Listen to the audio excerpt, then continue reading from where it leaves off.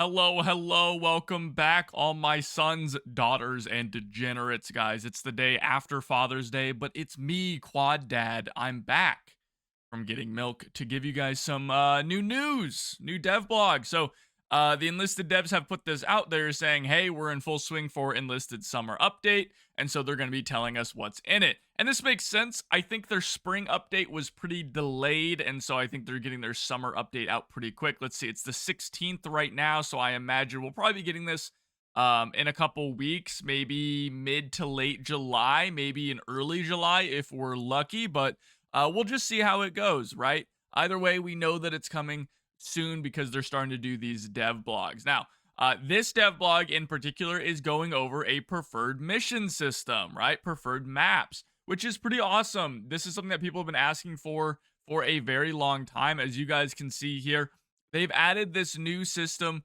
where you're going to be able to prefer certain maps. You're getting I don't know, what does it look like? Nine preferences and 6 dislikes for the various fronts, and you can say, hey, I don't like this map, so I'm going to downvote it. I don't like this map, so I'm going to downvote it.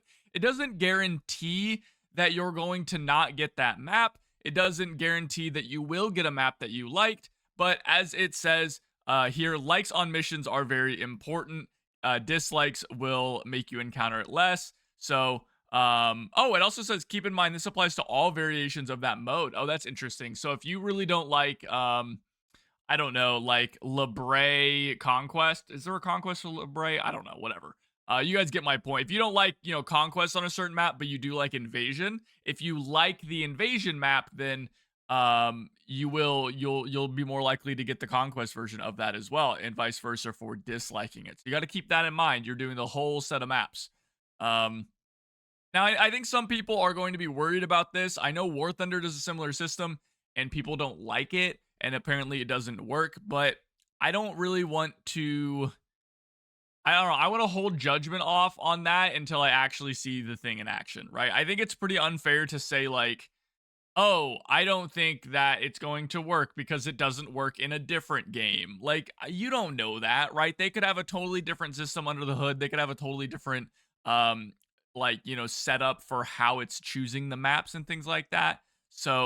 I don't know if that's particularly fair. One of the craziest things for me on this is realizing that there are 15 Western Front maps and only 10 Eastern Front. Did you guys know that? I didn't know that. There's more maps for the Western Front than the Eastern Front. I really thought it'd be the other way around. I feel like there's so many different Eastern Front maps. But come to think of it, I guess maybe that's not true. I don't know. That's kind of crazy. I'm curious how this is going to work with some of the older maps in Enlisted that aren't currently in the rotation because they do change the map rotation. There's some older maps like Kamenka River is an old Moscow map, and I never see that map anymore. And it's arguably one of the best maps in the game, right? There's some Berlin maps that I never see either. And so I'm curious if we're going to get those or if they've kind of like how are they going to just like rotate those through? I don't know. I'm kind of curious why they even choose to rotate them out in the first place. Anyway, the other major thing is they're adding a desertion penalty system, guys. So players leaving the battle before it's over is a serious issue. I agree. So they're doing this, and basically they're saying along with the introduction of a preferred mission system, the desertion penalty system will be added. So you'll be able to leave. If you leave a battle, you'll take a 20% penalty on rewards for the next 2 battles. And I think this is a perfect way to handle it. This is something that it's not like locking you out of the game. It's not like completely destroying you. But this is effectively saying, like, this is like a weird thing where it's almost effectively a 20% XP boost in a lot of ways, right? For like finishing a match. I will say, in a weird way, I would have almost preferred them to make it to where like staying in a match gets you 20% more XP rather than leaving the match or do something like that. I personally believe that positive reinforcement is typically a lot better than negative reinforcement.